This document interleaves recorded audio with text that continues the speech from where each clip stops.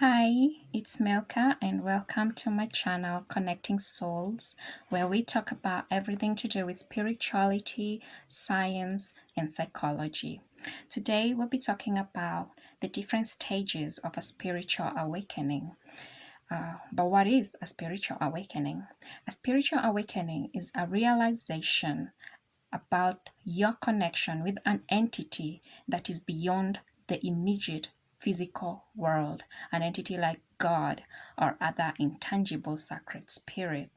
Some call it nirvana, enlightenment, or bliss.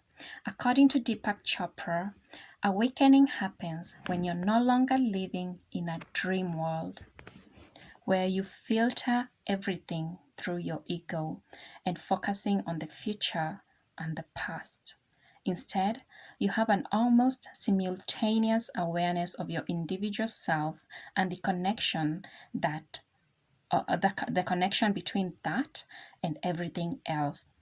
The spiritual journey is a long path, and it can last for months or years. Personally, I have been on my journey since I was 11 years old, but it has gotten accelerated within the past 1 year. And the journey is different for everyone, and it can be triggered by anything. So let us break down the different stages. There are 7 main stages, and the first one, of course, is the spiritual awakening itself.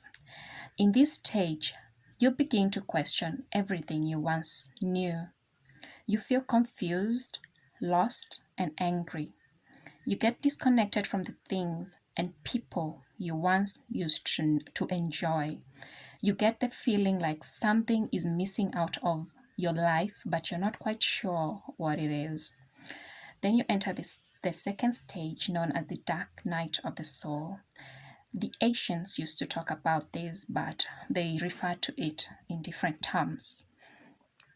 So, the dark night of the soul is a very rough time in your life, and it can be very, very challenging. In this stage, the soul strips away all aspects of the ego and pushes you to the limits, and then it drags you to hit rock bottom. And when you get to this point, you're forced to make a change. The third stage is about trying new things and exploring new horizons. You start doing things that bring you joy, and uh, as you try to figure out what resonates with your soul. So during this stage, you find yourself trying new things. For me, I tried out art, a lot of drawing, a lot of painting. I did gardening, just things that were fun for me as I tried to figure out what made my soul click.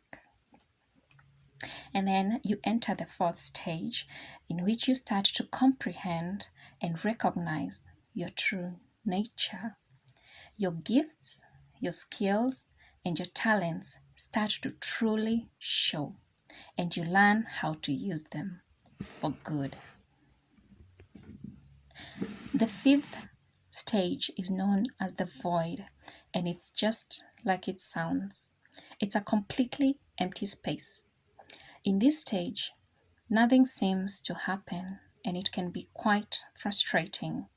There are no results to manifestations that you make. You don't seem to have any opportunities coming your way, and even your guides seem far away from you. But you're not alone. You're supposed to consider this as a break from the toll that you have been through. The sixth stage is known as the surrender phase. This is where you learn how to release any extra baggage, any beliefs, and any structures that you're still holding on to. You let go of the last bits of ego that is still remaining within you, and you get ready to step into your full grace. The last and the seventh stage is known, this is where now you become fully content and peaceful and happy. You start living a life of full service to others, and you become fully aware of your divine self in every moment. You learn to flow through life. You realize that you're not alone. You'll always have your guys with you. God is always going to be with you, and you feel now the need to help others, to be of service to others, because once you go through a spiritual awakening, you realize that it's not all about you. It's about the connectedness that we all share. We are all one, and we are all journeying back to God, back to source. So you start being of service, not to self, but to others. So spiritual awakenings are not all love and light and spas and yoga. Those things are good, but they're not everything. Spiritual awakenings are a lot of work, but the enlightenment that you receive and the lessons that you learn along the way are so worth it.